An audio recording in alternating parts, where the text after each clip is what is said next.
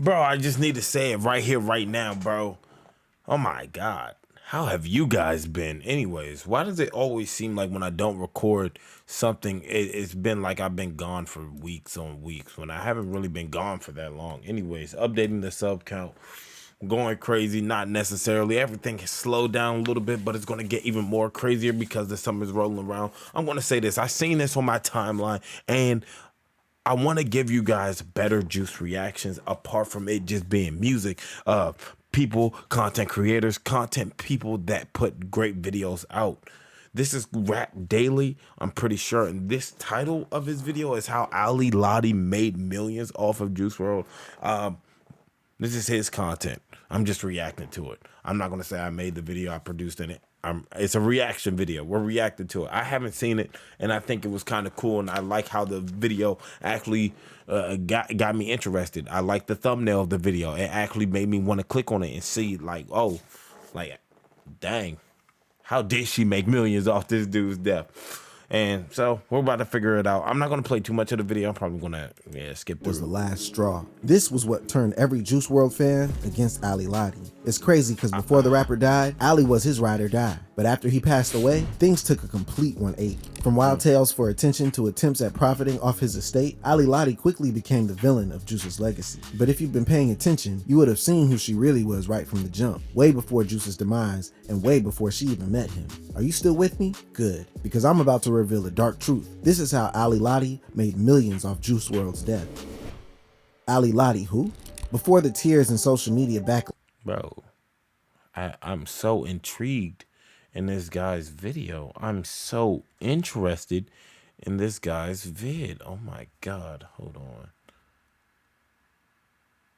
Yeah, I'm so intrigued in this guy's vid. He really got me thinking, like, hold on. Before the highly publicized hip-hop relationships of all time, Ali was a native of New Jersey, a country girl if you will. She was born Alicia Leon on the 28th of May 1992 to a black father and Puerto Rican mother. I mean, my mom had me when she was 15.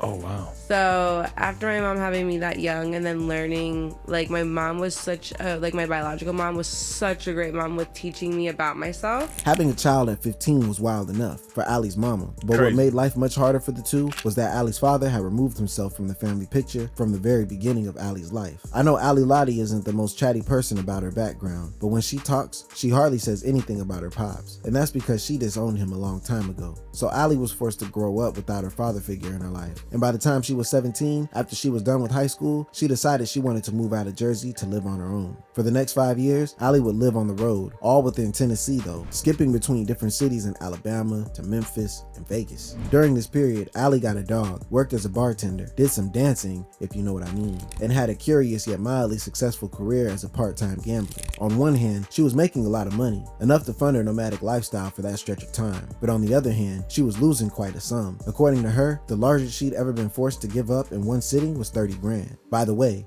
the particular incident was what convinced her to quit gambling. Now, you know there's some truth to Ali's claim since she had money before she met Juice. But wait a minute, it's not all clear. Because if you're as analytical as me, you're probably wondering how she made that much money. Personally, I know a thing or two about stripping and bartending, and I can tell you for free that it ain't the type of work that funds a gambling habit, and definitely not the type that cough up as much as 30 grand.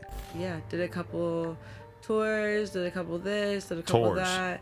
Yeah, I would go with my friend, I've been in this past this, I guess what? There's nothing more powerful than you. But I'm so locked into I'm so locked into him describing everything, bro. Like, my bad for the ads, y'all. My bad for the ads. I'm locked into what he's saying, for a minute. Industry? Tours? You know what she's really talking about here. Before Juice, Ali Lotti was for the streets. And believe me, fam, I'm not shaming nobody. A girl's gotta do what a girl's gotta do. But since we both know you won't be hearing the truth of these industry tours from Ali, I'll help you out with the details. First, we need receipts. And I don't think anything comes as close as this tweet from April 2018. A few months before she and Juice made it official, where she said, "Not your boyfriend anymore. I'm with your favorite rappers. Now, if you think she's referring to Juice, I'd ask you to be more open-minded, because in the other tweet from a few months back in 2017, she was professing love for Trippie Redd on the Bird app. But then again, that could easily mean anything and nothing. People talk shit they don't mean on Twitter all the time. You know how many times I've tweeted love for Coi Leray? It don't mean I'm jumping PJs to LA for some of that. I'm not. Trust me. Not but since we are already on the subject, bro, this video is so intriguing. I just don't want this thing to be so long, bro. It's so long already, Pause. 2 months before Juice trying to believe in whoever the this kid, like I couldn't even make out his face or who he was, right? I was like, I don't know who the this kid is, but because I don't know what version I was watching of this, because it was so new. You know what I mean? Like her with Ali during this period. His fans hated it at the time. Oh my God, Starfire. No. Hey, fool. Oh.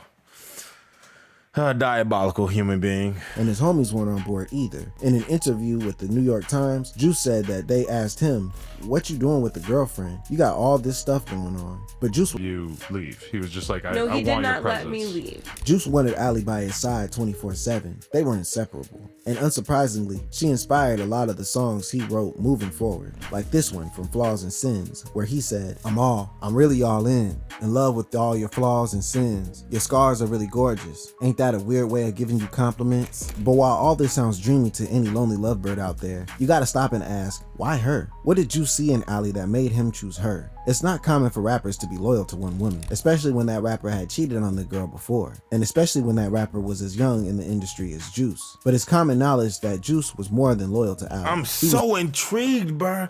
I'm sorry, Umbrella. Like y'all, I know y'all don't want me to talk too much, but I'm so intrigued with what everything is going on. Hold on, bro. Devoted. So what made them work? He would go ahead and talk to me more about what he was doing when it came down. Like he's like, I'm upset, and I'm like, okay, what's up? You know what I mean? You're not used to guys like, hitting you with that? Yeah, no, I'm not. I'm like, bro, what do you mean? And then he's like, da da da da. I'm like, bro, you're just having a panic attack. Like, sit down. Well, it turns out that Ali understood Juice more than anyone who was around him at the time. Every fan knows well enough how in touch Juice was with his feelings. It was what made his music so good. He wore his heart on his sleeves. He was that sensitive. So he needed someone other than his fans and crew that he could lay bare all that sensitivity. That person turned out to be Ali. She understood him quickly and allowed him to feel safe with her. Ali would later reveal that they often talked for hours about everything from music to personal struggles, and that he supported her as much as she supported him. So their intimacy grew. Soon, we saw them with matching tattoos. Soon, he was bringing her on the stage in front of tens of thousands of his fans to the sound of Hear Me Calling. And soon, their epic love made a permanent imprint on the internet. But underneath all that sweet, sweet loving was a malevolent darkness. A darkness that Ali was complicit in. A darkness that she says she tried to pull him out of.